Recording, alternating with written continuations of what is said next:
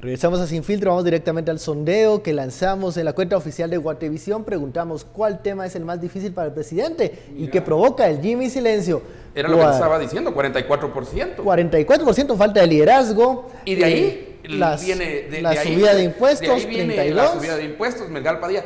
Es que falta muy por abajo, Melgar Padilla. Es el que da, es la raíz al final del gran árbol de problemas hasta que tiene abajo ahora. Vienen las protestas en contra. Ojo, que es algo que está comenzando, es algo pequeño en este momento. El movimiento del pasado sábado fue un pequeño estartazo, diría yo. Que recordemos algo, no sé si Justicia Ya, que es el movimiento juvenil que ha estado detrás de las manifestaciones, va a convocar algo para este sábado, porque este sábado es 27.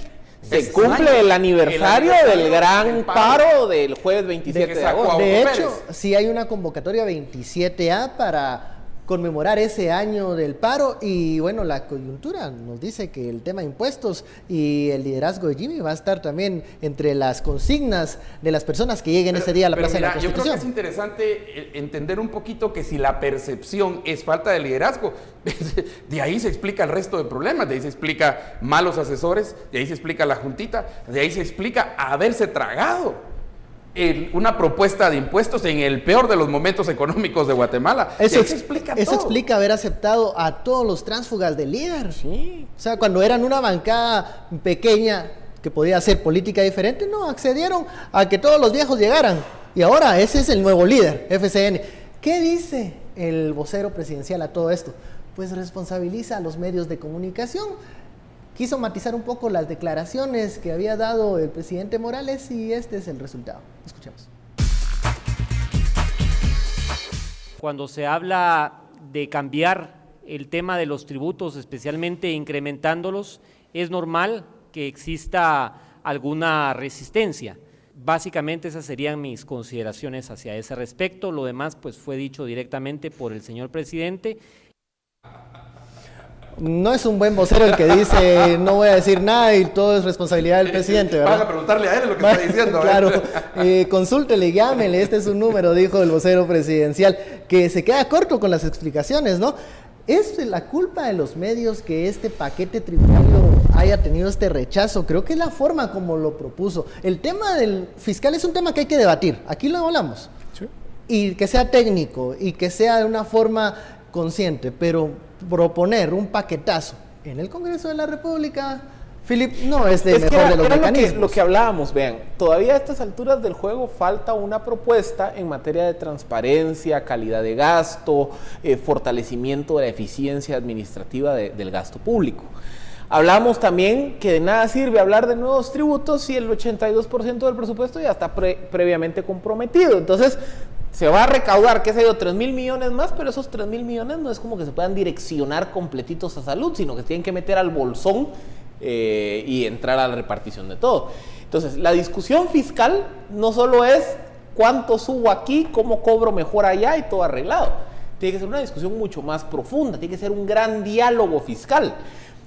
Y el gran problema del presidente es que por comer ansias sale con una propuesta que solo toca el tema de tasas. Y sobre todo el tema del impuesto al combustible creo que es lo que más le dolió en el bolsillo al guatemalteco, porque viendo, a ver, el costo del combustible tiene un efecto inflacionario, porque al final de cuentas estamos hablando de un aumento de casi 12% del precio del combustible. Ese aumento del 10-12% del precio del combustible se va a trasladar en el aumento del costo del transporte. Y un aumento al costo de transporte sube los precios de la mayoría de los productos. Entonces, sí hay un efecto neto sobre el guatemalteco. Y eso es lo que resiente. Y más cuando se revisan las entrevistas de la campaña en donde el presidente, el entonces candidato Morales decía, el tema de impuestos no está en mi plan, es otra vez con la misma sensación del tema del transfugismo, que es decir, vean, en campaña dijo una cosa y hoy estás haciendo otra.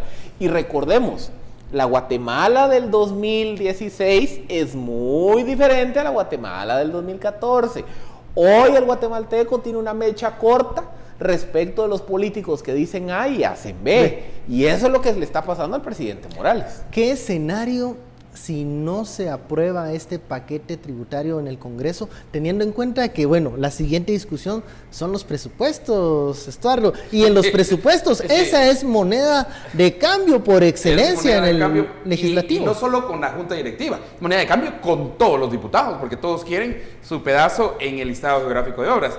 No sé, este listado geográfico de obras yo lo miro, no ha salido, pero yo lo miro en no abajo de 15,000 millones. Y conocedores del Congreso nos dicen que este paquete tributario puede estar amarrado con el presupuesto. O sea, Es que 85%, un poquito más, ya está comprometido, no es que esté amarrado. Aún, aunque pase el paquete tributario, ya está comprometido, no es que vaya a ser inversión y todo eso. Pero yo hoy en la mañana en la radio hacía un ejercicio que uno ve los millones y millones y millones y dice, pero digamos, ¿por qué tantos millones? Y a veces es hasta difícil dimensionar la cantidad de ceros, ¿verdad? Pero no es tan difícil cuando uno ve que, por ejemplo, la SAA solicitó 240 latas de queso brie.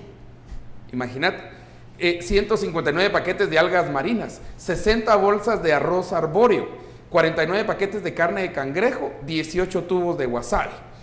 Y esto incluye 360 unidades de culot, esa es una carne especial, 430 libras de entraña, 240 filetes de carne de res, corte New York, por favor, bueno, no puede ser otro corte, 440 libras de costilla de cordero, 960 paquetes de media libra de carpaccio de res, 480 carpachos de salmón, 200 unidades de lomito, entre 2 y 3 libras, y 60 codornices.